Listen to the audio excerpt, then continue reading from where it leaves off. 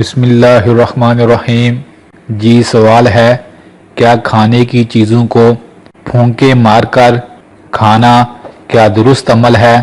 اسلام کیا کہتا ہے اس بارے میں؟ تو میرے بھائی، اس کا جواب ہے کہ مختلف روایتوں میں میرے سونے نبی صلی اللہ علیہ وآلہ وسلم نے فرمایا، جن کا مفہوم ہے، اے لوگو گرم کھانا مت کھاؤ کیونکہ گرم کھانے میں برکت نہیں ہوتی، کھانے کو ہمیشہ ٹھنڈا کر کے کھایا جائے۔ اور دوسرا فرمایا، اے لوگو کھانے کی چیزوں کو پھونکے مت مارا کرو۔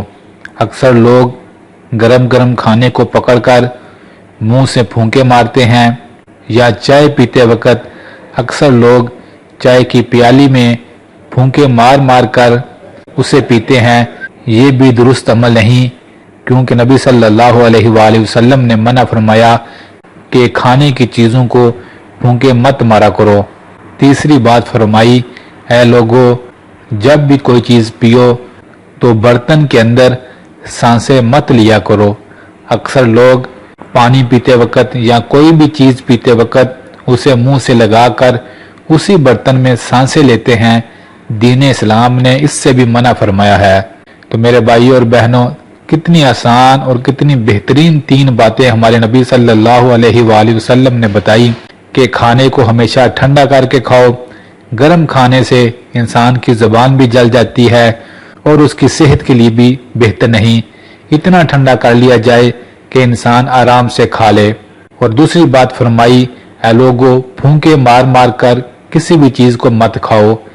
میرے بھائیوں اور بہنوں، اس سے انسان کے منہ سے نکلنے والے جراثیم کھانے کی چیز میں چلے جاتے ہیں، اور میڈیکلی بھی یہ چیز انسان کے لیے بہتر نہیں۔ اس سے بھی دین اسلام نے منع فرمایا ہے۔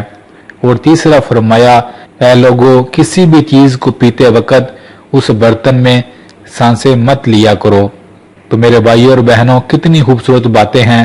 اگر ہم ان پر عمل کریں گے تو ہم بیماریوں سے بھی بچ جائیں گے، اور ہماری صحت کے لیے بھی یہ تینوں باتیں بڑی انمول ہیں۔